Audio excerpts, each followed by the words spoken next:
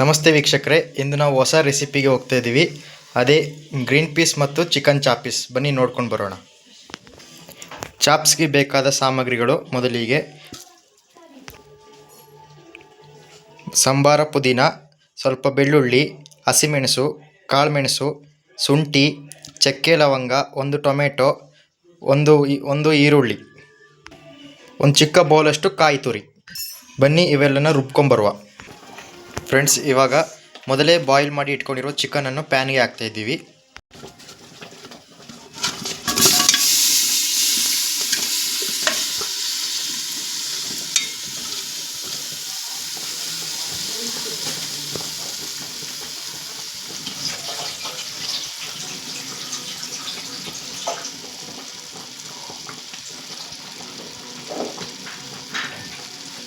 ಹಾಗೆ ಅದರ ಜೊತೆ ಗ್ರೀನ್ ಪೀಸ್ ಬಟಾಣಿಯನ್ನು ಹಾಕ್ತಿದ್ದೀವಿ, ಸೇರಿಸಿ ಫ್ರೈ ಮಾಡ್ತೀವಿ. ಒಂದು ಸ್ವಲ್ಪ ಡ್ರೈ ಫ್ರೈ.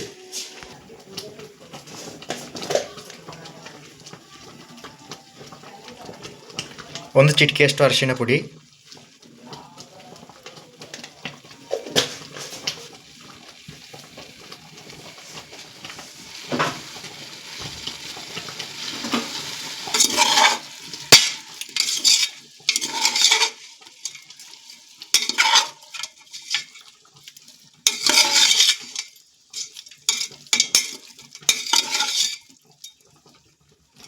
ಇದು ಆವಾಗಲೇ ರುಬ್ಬಿರುವ ಮಸಾಲೆಯನ್ನು ಈಗ ಹಾಕ್ಕೊಳ್ತಿದ್ದೀವಿ.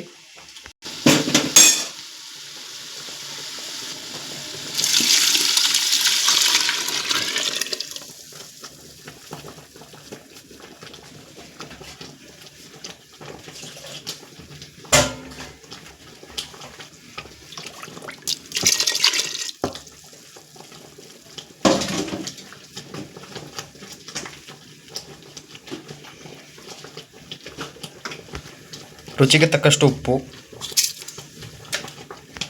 ಒಂದು ಕುದಿ ಬಂದ ನಂತರ ನೋಡುವ. ನೋಡಿ ಫ್ರೆಂಡ್ಸ್, ಕುದೀತಾ ಇದೆ ಸಾಂಬಾರ್.